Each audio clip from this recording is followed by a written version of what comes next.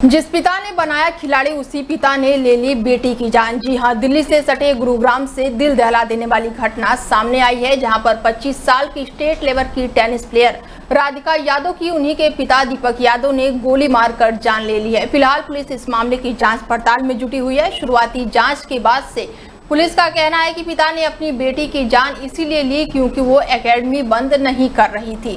Police ने अपनी शुरुआती जांच के बाद से कहा है कि आरोपी पिता दीपक यादव इस बात से खुश नहीं थे कि उनकी बेटी उनकी मर्जी के बगैर ये एकेडमी चलाए, लेकिन सवाल ये उठता है कि आखिर ये कैसे संभव है कि जिस पिता ने अपनी बेटी को खेल में आगे बढ़ाने के लिए बचपन से ही सपोर्ट किया है, वो एकाएक उसका दुश्मन बन जाए।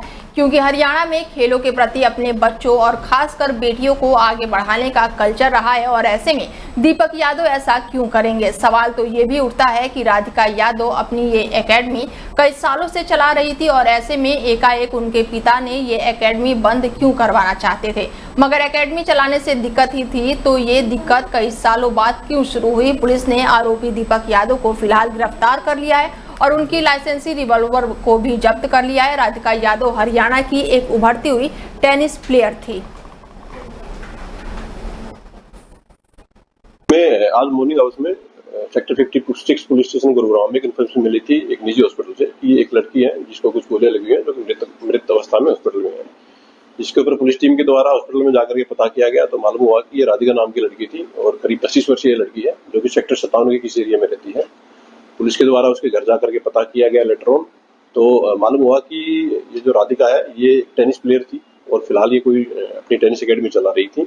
इसके पिता के द्वारा इसको गोलियां मारी गई हैं, जिसको पुलिस के द्वारा अरेस्ट कर लिया गया है और उससे पूछताछ की गई है, तो उन्होंने इस घटना को अंजाम देना स्वीकार किया है। फिलहाल जो इन्वेस्टिगेशन हुई है इसमें पुलिस को मालूम हुआ है कि जो मृतक का है उसको 3 गोलियां कुल मिलाकर के लगी हुई हैं और एक्यूज के ब्रदर के द्वारा पुलिस की कंप्लेंट फाइल की गई है और उसके द्वारा ये एलिगेशन लगाए गए हैं कि उनको शक है कि उसके द्वारा गोली मारी गई है।